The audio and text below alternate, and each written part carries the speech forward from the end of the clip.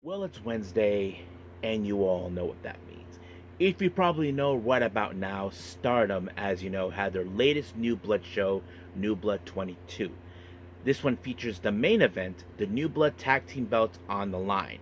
EXV members known as Rice or Bread, Hanako and Waka Tsukiyama defend their belts against Himiku and Yuna Makoto from Diana. So the real question is, how will this go? Well, we'll just have to find out and see. And then, of course, WWE Evolve. As you know, we already crowned the first ever Evolve Women's Champion. Now it's the men's turn. So, who will be, of course, walking out as, of course, the newest Evolve's champion? So, we will see about that. Will it be Sean Legacy? Will it be Jackson Drake? Will it be Edris Enofe or Keon Carver? So, that's going to be a very good question to, of course, to consider. And then, of course, our final. As you know, we're going to spread them together. As you know, AEW Dynamite and Collision have their Fyter Fest, featuring many matches, of course, leading to, of course, up to All In. So we'll see how things will go. And also matches for next week's, of course, for another 4-hour event, which is going to be awesome as well. So we're going to go from A to Z on this one. So bear with me, boys and girls. And as always, we conclude this episode with some news updates to give you guys updates on what's been happening in the world of wrestling, such as what events the promotions are throwing out, who's booked, what matches are set, including developments that are happening in the world of wrestling as we speak. So, let's get ready for another episode of Deleted Wrestle Zone.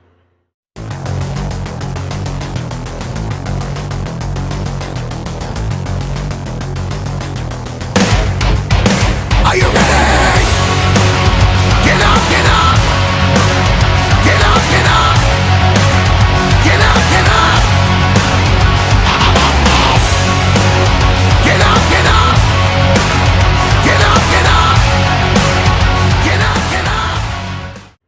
Hey everyone, welcome to Deleted Wrestle Zone, all things that is pro wrestling with AEW, NXT, New Japan Pro Wrestling, TNA, the National Wrestling Alliance, various promotions, wrestlers, matches, and championships. I am your host, J-Rod here. So, if you are new to the channel, welcome. This is a channel we do a lot of pro wrestling reviews from various promotions, not only here in the United States, but also in Japan, Mexico, Canada, Europe, the UK, anywhere in the world pro wrestling is not as big, but it continues to grow. We also, of course, do discussion videos, talk about various topics such as the wrestlers themselves, the promotions, factions, storylines, whatever we want to talk about. We also, of course, do more news updates. If certain information was unable to be on this episode, we can either put it on the next one or on a separate video by itself. We also, of course, do real-time news updates to keep you guys on alert if something has happened in the world of wrestling that needs to be addressed ASAP. We also, of course, got the Unagi Sayaka Watch and various other cool wrestling content as well. So if you like what you see, please subscribe to us or click on that subscribe button. You'll be getting a lot of daily reviews and other cool wrestling content as well. But if you like this episode, please give us a like on the like button or a nice comment in the description down below. Now, enough with the yakking. It's time to boogie. So let's begin, of course, with Stardom New Blood 22.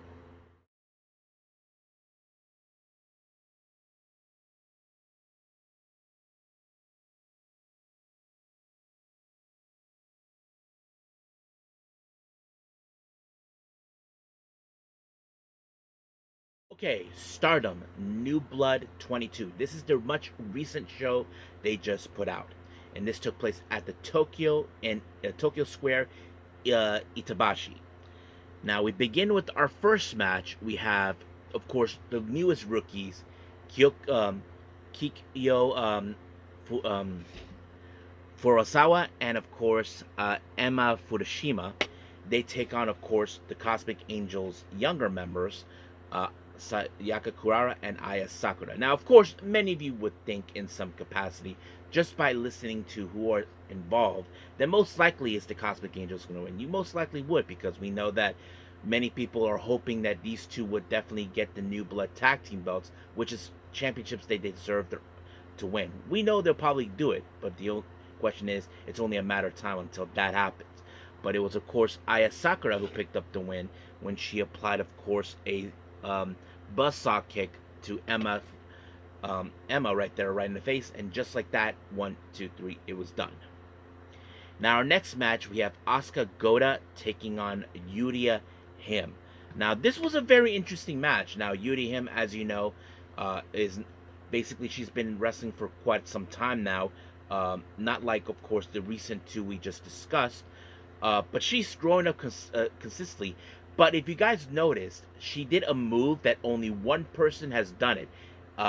It's, of course, Stephanie Vakir's move. You guys remember, she grabs her opponents by, of course, the neck and then just dragging them down on the ground. That is something Stephanie Vakir would do. I don't know if Yuria Him decided to use that and put it in her arsenal, but I thought it was pretty good. But however, that wasn't enough until, of course, Asuka Goda actually applied the Vader Bomb, and just like that, 1, 2, 3, she picks up the win.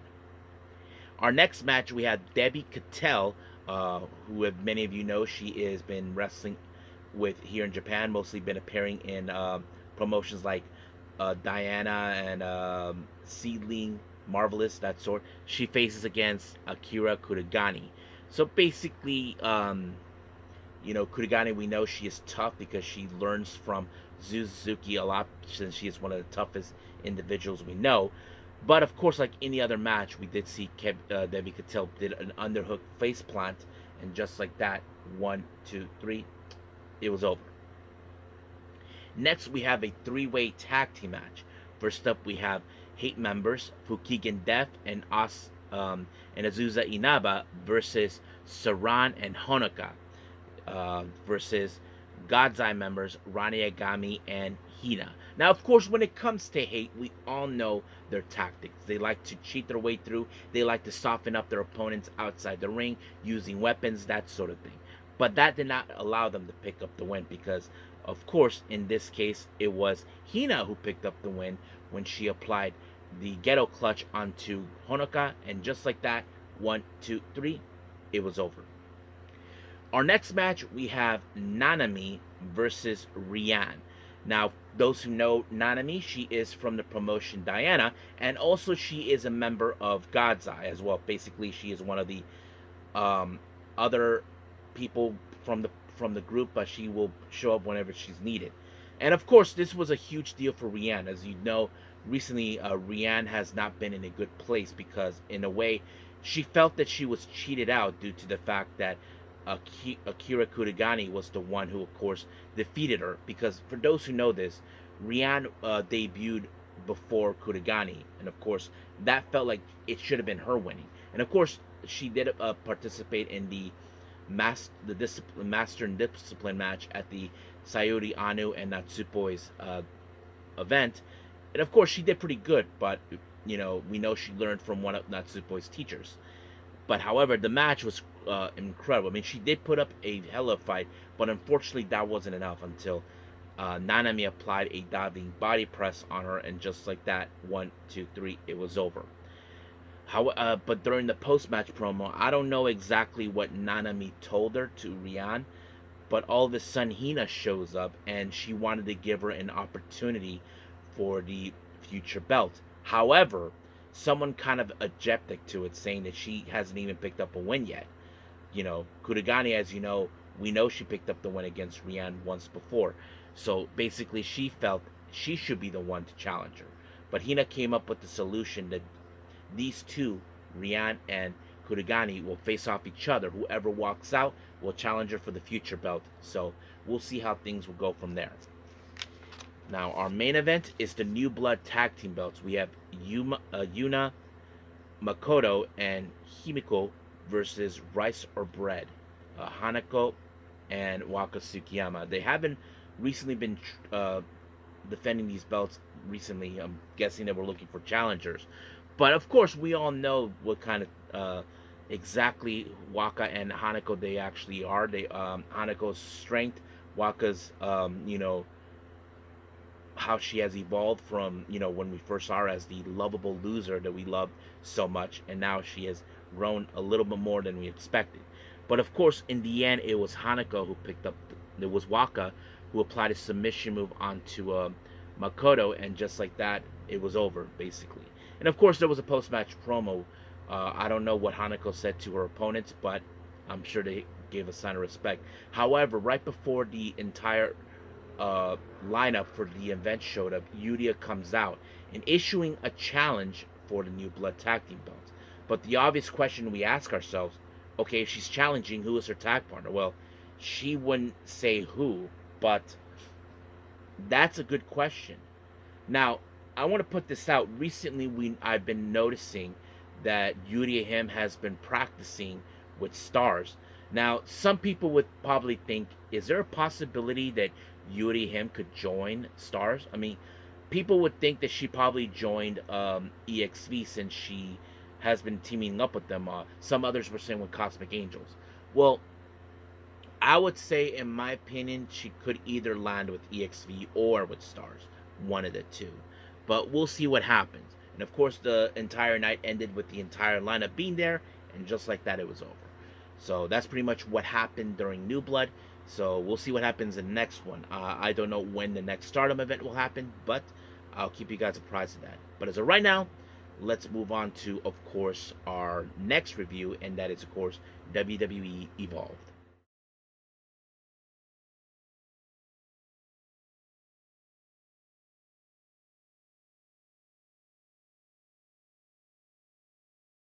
WWE Evolved, as you know, we have already crowned a brand new Evolved Women's Champion. As you know, Carly Armstrong comes out to do her promo to, of course, tell people, I told you so. However, as you probably know, even though Carly Armstrong is our first ever Women's Evolved Champion, well, there is a problem that they of course overlooked. She becomes the target by many people who would definitely want a shot of it.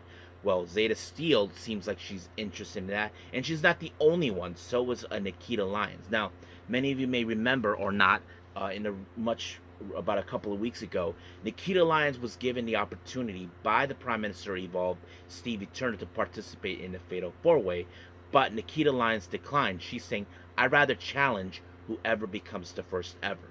So, of course, they feel like you may be the first, but that belt's not meant for you. And of course, it was a 2-on-1 attack until Natalya showed up to help her out. And of course, Carly Armstrong shows the disrespect to appreciate you got help by a veteran, someone who, of course, her family name is well recognized in the entire WWE. I'm sure Natalya is going to straighten her out, because if Carly Armstrong doesn't show respect, well, most likely Natalya would support someone else who respects her. So, if I was Carly Armstrong, show respect. Now, as you know, recently we've been watching many of the Evolved girls, of course, being attacked. Well, this latest victim, the first, as you know, was Brinley Reese, then Danny Palmer, and now is Carly Bright. However, the situation is Carly Bright is scheduled to face the newest girl, Jen Tala. Now, of course, Stevie Turner, concerned for her, they were attempting to postpone her match, but Carly Bright refused to, of course, to let this happen, so she went on ahead. But of course, like any other match, we know that her attack on her arm was going to be a weak point for Jen Tala to exploit, which was obvious what really happened in her match, and she used that in a submission, and just like that, Carly Bright, of course, picked up the win. Even though Jen Tala was impressive, but I think many people should ask, who the hell is doing these attacks? Why are these attacks happening? It's still unclear on that level, but we'll see what happens. Now, Chewy Martinez was having a nice chat with Carly Rae. As you know, Carly Rae, as you probably can guess, that she is still trying to deal with the whole thing with Wendy Chu after the whole thing. But once again, Chantel Motel's like telling her that no one needs to hear that. But Mason, thank God that she showed up, decided to step up, saying that she needs to shut up. So that's a good thing to hear. Now, Wesley, along with, of course, TNT, Tyson DuPont, and Tariq Igwe showed up, saying all these things about, of course, himself. But, however, Cappuccino Jones and Chart Cartwheel showed up. They decided to put themselves in a match, but except this is not a rematch for, of course, against TNT. It's a match against Wes Lee. So that's one of the things I don't think Wesley expected, but it's going to happen next week against Cappuccino Jones.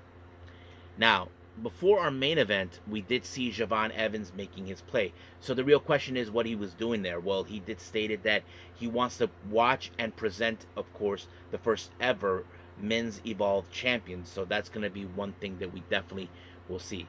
Now, let's jump into the that match. We have a Fatal 4-Way elimination match. We have Keanu Carver versus Sean Legacy versus Edris Enofe versus Jackson Drake. Now, on a mental note, Jackson Drake told Project in the Vanity Project not to get involved, to stay out of the ring.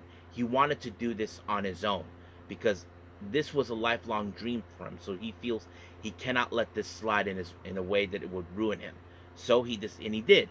The first person to be eliminated in this match was Edris Enofe, and then of course Keanu Carver was the next, and then of course it led to Sean Legacy and Jackson Drake. Now, many people, and including myself, have kind of like make our bets on Sean Legacy, who many people look at as the guy who should be the face of Evolve. And oh man, that match was incredible between both Legacy and Drake. But unfortunately, it was the alignment by Drake that picked up the win on Sean Legacy. And just like that, he becomes our brand new champion. And of course, Javon Evans presented the belt. Instead of attacking him, he hugged him because for those who know that these two men actually knew each other back in the Independence days. So, of course, we will probably, Jackson Drake could be one of those people that could head up to the NXT one day and maybe catch up to Javon Evans. But we'll see what happens. Like I said, much like we saw with Callie Armstrong, we could most likely see this with, of course, Jackson Drake being targeted. So we'll see how long the reign will last, how long, of course, who will be the lucky competitor to try to take the first crack at both our new champions. Now, some of you may ask me, will they be tag team champions? I presume so, that could happen, but we'll just have to wait and see what they decide. So stay tuned for that. But as of right now, we are officially done with WWE Evolve. Let's move on with AEW.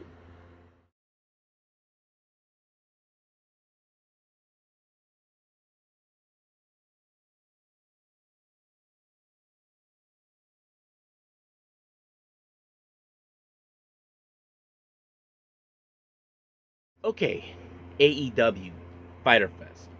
If you probably can guess right about now, both Dynamite and Collision were combined in a 4-hour, of course, show. So basically, you can guess the first 2 hours is Dynamite, the second 2 hours, Collision. So, let's begin, of course. This took place in Denver, and we opened up with an interview in the ring with the awesome Tony Schiavone talking to Will Ospreay. Now, Will Ospreay, as you know, has been telling the fan base that the true enemy of AEW is none other than Jon Moxley, and he's like declaring that Moxley is the reason AEW has been falling. But he did stated that he has Hangman Page his back 100%. Now, he did clarify he wanted Swerve. Put your petty difference aside. This is no longer about either of us. This is about someone stepping up to take the belt away from Jon Moxley. But however, Swerve is too blind to see it. But Will, on the other hand, he's starting to believe that maybe Swerve's a threat, to AEW. That he's not thinking rationally about what's happening. But of course, he was interrupted by Crew, Leo Rush and Action Andretti. And of course, we definitely saw a match took place between those two, between Rush and Ospreay. So we'll get to that. Now, our first opening match, we have Jon Moxley versus Mark Briscoe. Now, this match happened because of what happened recently. If you guys remember, members of Death Riders, consistent of Marina Shafir and Jon Moxley, teaming up with their hired mercenary Gabe Kidd, took on Mark Briscoe, Willow Nightingale, and Mike Bailey. Now, this is what happened. In the end, Mark Briscoe was put in a bulldog chokehold by Moxley, but he never tapped out. Basically, the ref actually called the match. Now, this put, of course, Briscoe in that position, like, I didn't give up. he kept on going no matter what. I mean, Briscoe is one of the toughest individuals on the planet. So it put this match on edge on him. So he decided he had to prove to his dad to his son that he never gave up. And that's exactly what he did. But the one thing that was impossible is, of course, Wheeler Yuta and Marina Shafir being there at all, trying to ensure that this match goes into Jon Moxley. And of course, like I always say, Mark Briscoe is the toughest SOB on the planet, but unfortunately, once again, he was put in a submission by Moxley, mostly a chokehold, but this time the result was the same. He did not tap out. Basically, the ref actually called it, and just like that, it was over. Now, before our next match, we did see Mercedes Moné making her way to the commentary table, but basically she was having dinner with a steak and a wine. Because the reason is, as you know, she will be facing Toni Storm and All In for the AEW Women's World Title. So basically that was the whole point. So Toni Storm teamed up with Mina Shirakawa, taking on the people who they've been dealing with recently, Julia Hart and Sky Blue. So of course, Mercedes Moné is trying to take notes on Toni Storm, and exactly that's what happened. But unfortunately, let's see how things will endure, because it was Toni Storm. Instead of using her usual Storm Zero, she applied, of course, a chokehold on Sky Blue, and just like that, it was over. Then we see, of course, Toni Storm approaching Mercedes Moné, but she left, and then she ate her whatever's left of her steak, and just like that, it was completely over. Now, Will Ospreay, as you know, went to another conversation, have another interview with Lexi, of course, talking about what's been happening. And once again, MJF showed up. Now, MJF, as you know, he's cocky that he is. As you know, recently, MJF has been dealing with Hangman Page. But of course, MJF is declaring Hangman Page is not the guy who's going to bring back the AEW title. He believes that he's going to do that. And of course, he was about to get in his face until the Hurt Syndicate showed up. But however, of course, the Hurt Syndicate will deal with Ospreay soon enough, or another time, but they had some business to take care of, so they went into the ring. Now, of course, two business were conducted in the ring. The first one, of course, MVP is declaring that he's looking for challengers for whoever has the cojones, of course, to take on Lashley and, of course, Benjamin. But, however, MJF decided to, of course, declare that he has his eyes set on Mystico, who, as you all know, many people can say Mystico is one of the best wrestlers in the world. Well, MJF doesn't think so. He believes that he is the actual best wrestler in the world, and that's going to happen. But however, of course, Commander wasn't going to let MJF insult him, and at the same time, he was joined by Mike Bailey and Kevin Knight. And of course, this thing ended up, of course, with Commander, Kevin Knight, and Mike Bailey taking on LFI, La Facción Ingobernable, Rush, Dralístico, and Beast Mortos. Now, of course, we know the LFI are the toughest and most dangerous group ever. We've seen how they conduct their business. They beat up their opponents at any cost to get what they want. However, that didn't do any well, because we did some great combination. We saw, of course, Mike Bailey taking out Beast Mortos, but the bigger threat, Commander took out, of course, Dralístico and Rush, giving Kevin Knight the opportunity to apply the UFO splash, and just like that, 1, 2, 3, it was over. However, during the post-match, they were confronted by the Hurt Syndicate, so MVP decided that next week is going to be a 6-man tag match. Kevin Knight, Commander, and Mike Bailey will team up to take on Lashley, Benjamin, and MJF. And of course, all hell broke loose, because as you know, the Hurt Syndicate, they love to hurt people, and that's pretty much their gimmick right there. Now, Lex Luger conducts another interview, but this time with Paragon, O'Reilly, Strong, and Cole, talking to Daniel Garcia, of course, talking about their natural enemy, the Don Callis family. Of course, Garcia knows that he has to deal with him, because they've been recently, as you know, Don Callis is saying, that he's better off with him than Daddy Magic. So he did tell him he'll meet up with them. Now, Lex Luger does another interview, but this time with Christian Cage. But at the same time, she talked about Nick Wayne, as you know, who took a interesting appearance in New Japan. Even though Christian is acknowledging that he lost, but he was impressed by him, the fact that he kept on going, that there was no rest for the wicked, knowing that he may have started out great, but all of a sudden he kept on going and going, no matter what. So, You know how the usual goes. Now, Max Caster, as you know, with his usual shenanigans about being the best wrestler alive, well, another open challenge was set, and this time under 5 minutes, and the person to respond it was Powerhouse Hobbs. Well, you can guess that the results was the same as usual, with, of course, Powerhouse Hobbs taking on Max Caster. But instead of using the spine buster, he uses a power slam, and just like that, 1, 2, 3, over. Now, our main event, as you know, we have the AEW International Championship on the line in a fatal four-way. Kenny defends it against Claudio, Brody King, and Mascara Dorada. So that kind of sets it up. Now, of course, we know that Claudio has made a play for this belt once before. Brody King, we know he's a toughest individual, but the bigger threat is, of course, Claudio, due to the fact that the Death Riders are determined, of course, to claim AEW in the way of their vision, to save it from what they're saying is that how things are at. But of course, this match ended with, of course, Kenny Omega applying the one-winged angel on Mascara Dorada, and just like that, it was over. However, of course, now we saw the pinnacle thing. One of Kenny Omega's greatest rivals, Kazuchika Okada, showed up out of the blue. As you know, there has been talk about the winner takes all match between Okada and Omega. Kenny as the international champion, Okada as the continental champion. So basically, that's what's been going. So it was later confirmed that there's going to be winner take all match at All In. So Kenny will defend his title, and so is Okada. So whoever walks out will be double champion. So I think many people are considering that maybe this is the possibility where we have like some sort of a Intercontinental Championship. So we'll see how things will go from there.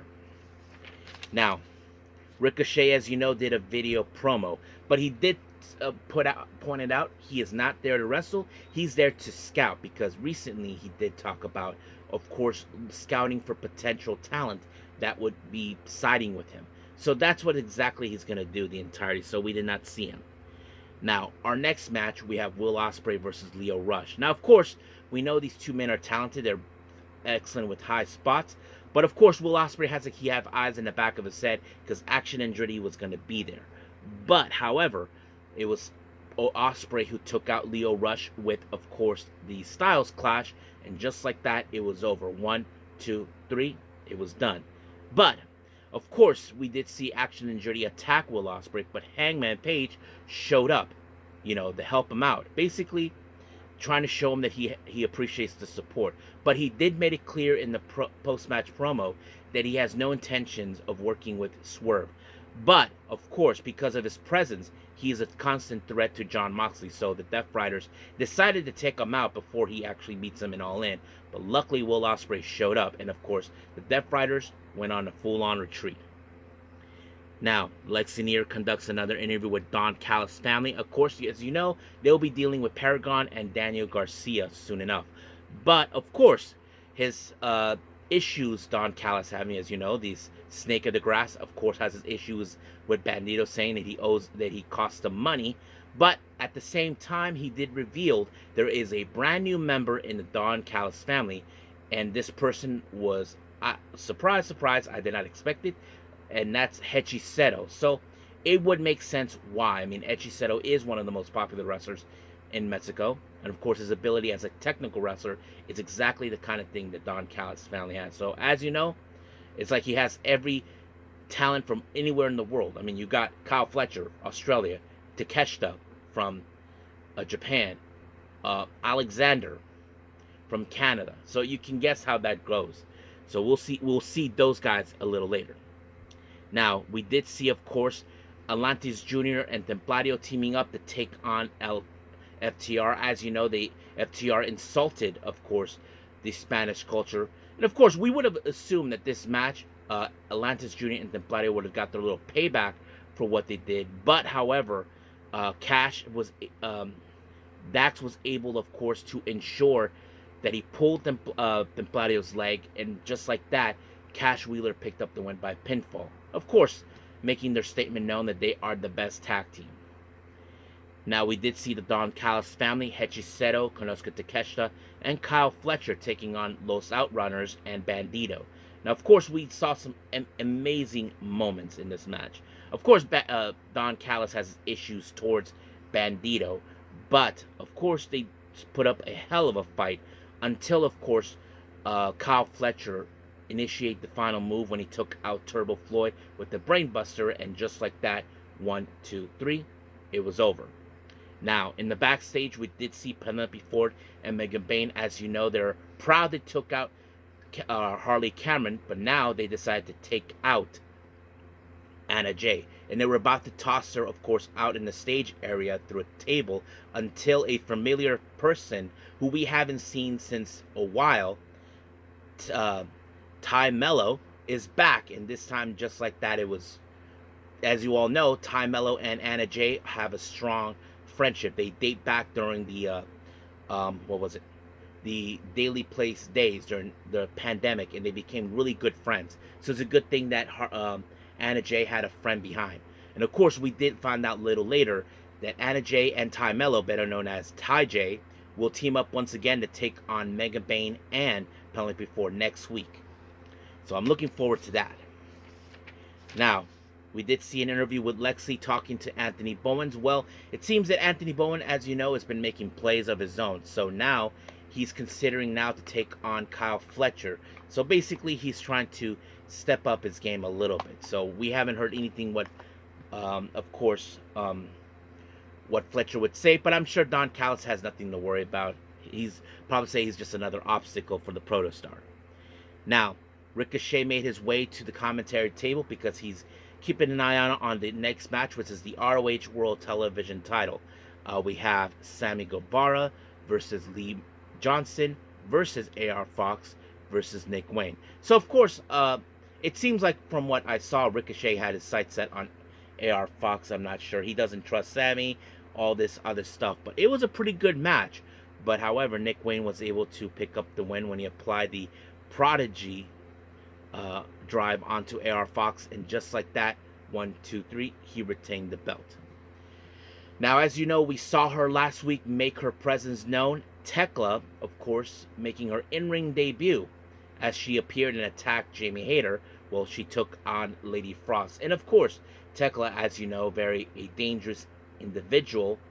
Well, let's just say she made her point across when she put Lady Frost in the death trap, and just like that, she pinned. But however, Tekla was not done. She decided to punish more Lady Frost, but luckily Lady Frost had some help with Queen Aminata, who decided, enough was enough. And of course, Queen Aminata has her sights set on Tekla to teach her a lesson for what she was doing.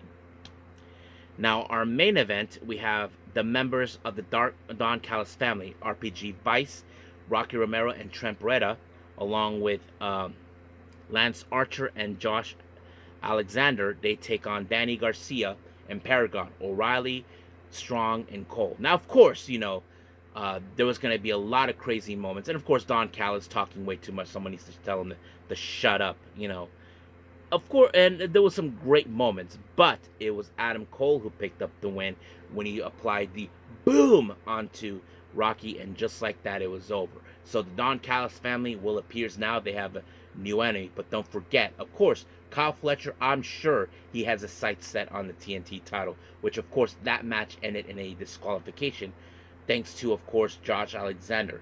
I wouldn't be surprised if that match could take place at All In. So we'll see what happens until then. But as of right now, we are officially done with our reviews. Let's move on to our last and final thing, news updates.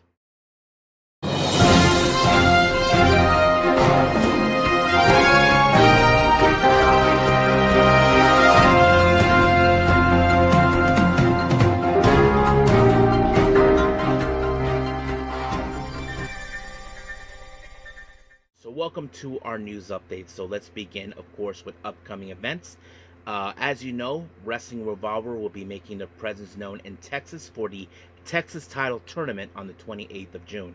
I did mention the first name that was announced for this tournament was KJ Orso, formerly known as Fuego del Sol. However, 3 more names have been announced on different timings. I wasn't keeping up with this, but luckily I did. The second entrant involved in this tournament is Palmer, or as we knew him as Matthew Palmer.